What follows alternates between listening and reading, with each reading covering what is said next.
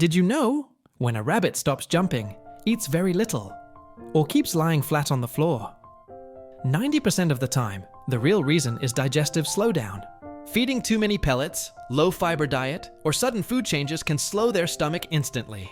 If your rabbit looks sad, avoids movement, or has very small droppings, don't worry.